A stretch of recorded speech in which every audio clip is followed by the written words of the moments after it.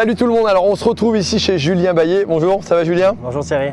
Alors on partage le même nom sauf qu'il y a un i en moins chez toi quoi. Voilà, le nom est plus courant. Bon, on va pas parler de ça parce que c'est pas l'objectif, on va parler de méthanisation. On est ici encore dans le département des Landes, c'est ça? C'est ça, on a Grenade-sur-Adour. Grenade-sur-Adour, voilà, très beau nom, ça chante bien comme ton accent. Et on va parler un petit peu de la mise en place. Alors là on voit que c'est encore en plein chantier, donc on va pas pouvoir accéder à tous les endroits. Et parler aussi un peu de la difficulté parfois qu'on a en méthanisation à faire accepter le projet. Toi tu connais le projet depuis combien de temps? Ça fait combien de temps qu'il a démarré au départ? Voilà, c'est ça. Alors au départ, le projet a démarré en 2011 à peu près, donc il y a un peu plus de 10 ans. Donc c'était parti sur un projet collectif avec tous les agriculteurs du canton. Et ça devait être basé sur l'usine de Bonduel qui est située à 6 km d'ici. D'accord. Donc on devait traiter tous nos effluents plus les déchets présents sur cette usine. Donc le projet a duré 5 ans à peu près. On a parcouru toutes les démarches administratives, on a eu toutes les autorisations et finalement on n'a pas pu aller au bout du projet parce qu'on a rencontré des difficultés avec des associations. Avec des associations, voilà. Sur le terrain, on avait du mal à se mettre d'accord avec l'usine à quel endroit on voulait aller. Et l'usine, finalement, en voyant qu'il y avait une association contre nous qui était déjà présente avant l'unité de méthanisation. Ça a été compliqué, ouais. Ça a fait capoter le projet complètement. Quelque part, avec le recul, tu as une idée de ce qu'il y a pu y avoir comme raison exactement. Voilà, c'est une association qui existait déjà au niveau de… Voilà, avant l'existence de cette création d'unité de méthanisation, quoi. C'est ça, c'est une association qui était déjà présente là contre l'usine. Ils ont eu peur, ce qui est légitime à comprendre, de voir les effluents arriver des différents endroits du canton, ouais. Et d'arriver en plus sur site. Et donc rajouter du volume de transport, peut-être des odeurs, enfin, j'imagine qu'il y a eu un peu de tout. C'est ça, 50% de ce qui allait produire l'électricité était présent déjà sur site, mais il fallait refaire venir les fumiers lisiers.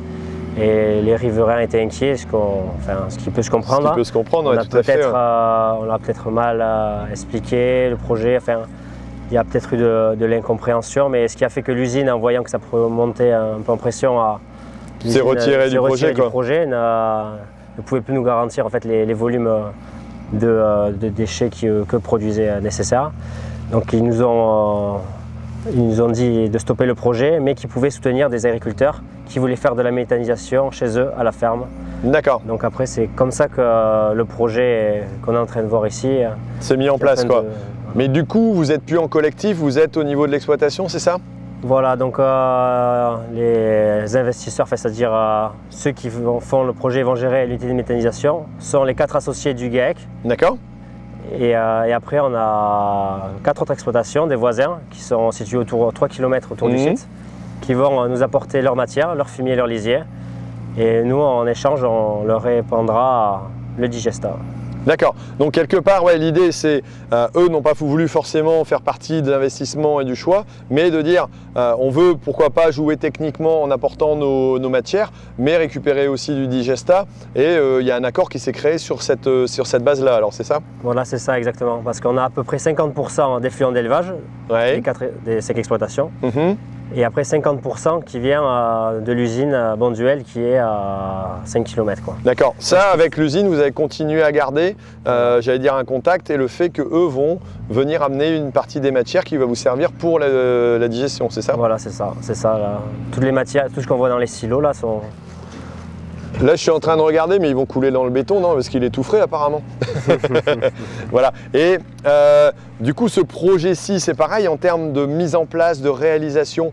Vous avez eu quelques petits soucis, des choses, parce qu'on parle souvent des choses qui vont bien. Maintenant, j'espère que ça va bien se passer au niveau de la mise en route et tout, mais ça prend plus de temps que ce qu'on croit parfois au départ. Voilà, donc l'idée du projet, du coup, de le faire à la ferme sur notre site, ça a démarré en 2016. D'accord. Donc ça fait quand même 6 ans? Ça fait 6 ans, donc 5 ans avant les premiers travaux, les premiers coups de pelle. Ouais. Donc déjà il a fallu voir où c'est qu'on allait le faire. La problématique ici, c'était qu'on avait un chemin rural un chemin rural qui appartenait à la commune, qui passait au milieu de nos champs, mais qui n'était plus utilisé depuis très longtemps. D'accord. Donc il a fallu pouvoir racheter ce chemin. D'accord. Ça a pris quelques temps, mais nécessaire. Et après, le temps de faire tout le dossier ICPE, d'avoir toutes les déclarations, de convaincre les banques de notre projet. Et alors, s'il y avait des conseils à donner, c'est bien de prévoir en amont toutes ces petites choses-là, quoi. Le lieu, la situation, c'est assez important. Vous, par rapport aussi au fait que ce soit en injection gaz, c'est à longue distance que la canalisation passe ou vous êtes assez proche? Voilà, c'est ça. Alors ici, on a la canalisation de gaz qui est à 6 km. D'accord. Donc c'est loin, mais pas forcément à la fois, parce que en 2016, en fait, ça a été le grand boom de l'injection de gaz. Oui. GRDF a cherché surtout à valoriser la méthanisation via la filière biogaz. Donc on a eu contact avec eux à ce moment-là et eux nous ont annoncé qu'ils pouvaient financer à hauteur de quasiment 50% le raccordement au gaz. D'accord. Donc on a l'avantage d'être pas très loin de Mont-de-Marsan, donc d'avoir une capacité à produire du gaz, il y a une demande. Ouais, là il y a un bassin de consommation qui est intéressant, quoi, au niveau de cette commune-là, quoi. C'est ça, exactement. Et donc une fois qu'on a défini le réseau, après il a fallu définir quelle quantité d'effluents on avait à disposition pour produire du gaz et quelle quantité de déchets. Et donc là, grâce au soutien de Bonduelle, on a pu avoir un contrat sur un volume de marchandises pendant 15 ans. D'accord. Donc là, sur 15 ans, vous avez un engagement avec l'usine Bonduelle pour pouvoir récupérer les déchets. Voilà. Et vous, quelque part, vous avez aussi, de par les productions qui sont ici dans le secteur, la moitié aussi de couverts, c'est ça? Exactement, c'est ça. Et est-ce que vous avez utilisé des cives, des couverts d'interculture pour pouvoir compléter un petit peu l'alimentation? Voilà, alors là, cette année, exceptionnellement, on a semé 60 hectares de cives qu'on va ensiler au printemps. Parce que, disons que les silos ont eu du retard sur la livraison et du coup, on a eu peur de ne pas avoir assez de marchandises de l'usine Bonduelle. Du coup, on a semé pour être sûr d'avoir la marchandise à mettre au printemps. Mais finalement, ça a été, on a réussi à rattraper le retard et à savoir. D'accord. Alors, qu'est-ce qui est le plus compliqué lorsqu'on met en place vous, après, pour ce projet-là, la relation avec les riverains, elle a été compliquée ou pas? Non, la relation avec les riverains, pas vraiment, parce que du coup, on a décidé d'impliquer aussi tous les agriculteurs qui étaient dans le secteur, dans les exploitations autour. Donc, ce sont eux nos premiers voisins avec leurs familles. D'accord. Et après, non, on n'a pas fait de réunion publique avec tous les voisins, tout ça, mais on est allé les voir un par un en fait et leur expliquer le projet. Et on leur a expliqué comment on allait travailler, ce qu'on allait faire, ce qu'on allait mettre en place pour limiter les nuisances.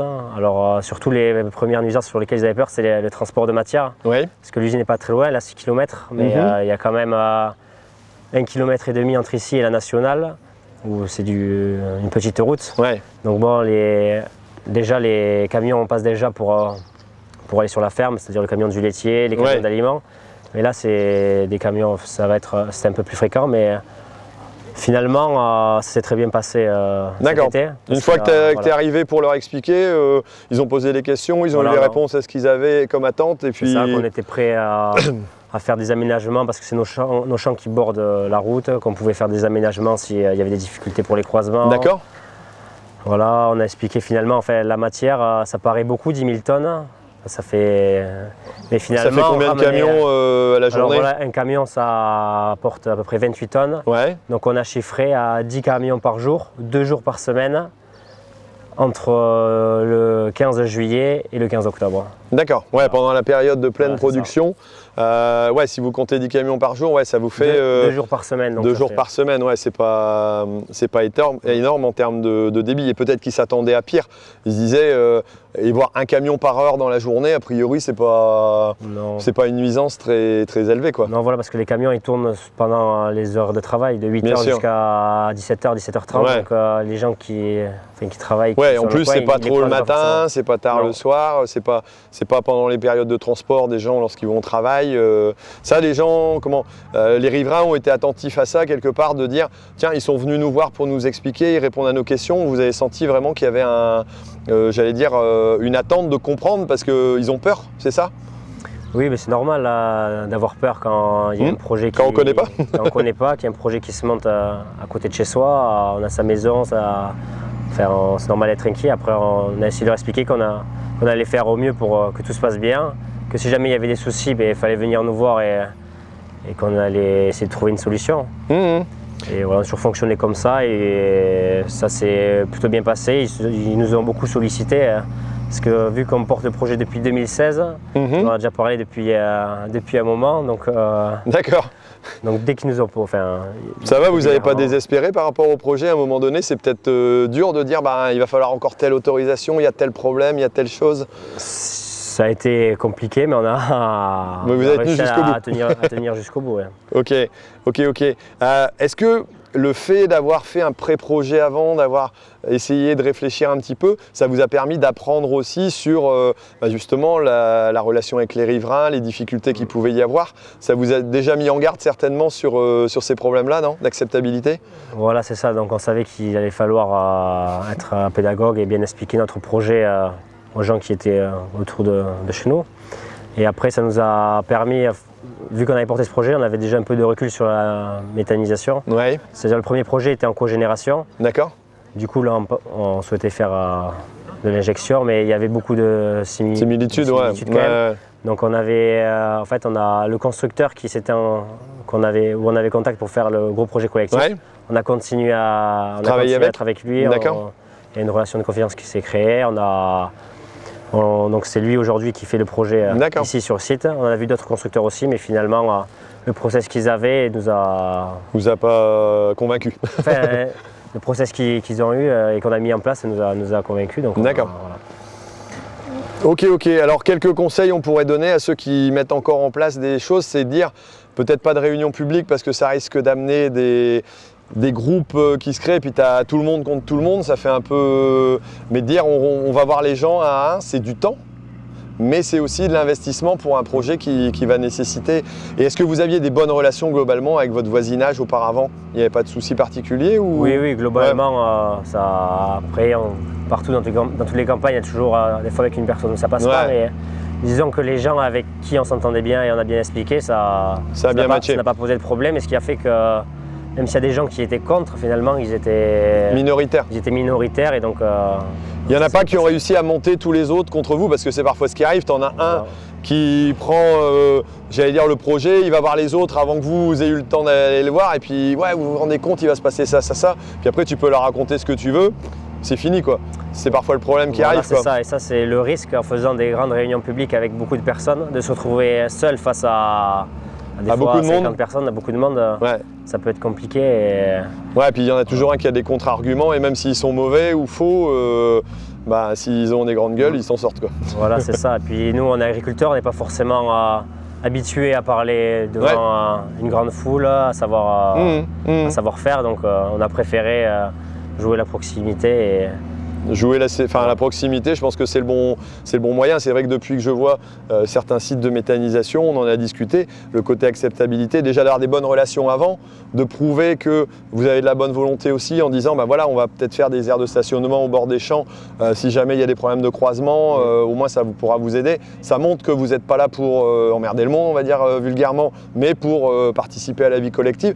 Vous leur avez parlé un peu des avantages aussi, du fait que ça allait pérenniser l'exploitation, que je sais pas, il y a de l'emploi en plus, non, peut-être Oui, voilà, c'est ça. Alors pour le projet, on a prévu une fois qu'on est en route de tourner avec 2 salariés à temps plein, en fait, d'embaucher 2 personnes. Actuellement, on est 4 sur le GAEC, et donc il y aura 2 personnes à embaucher à la méthanisation.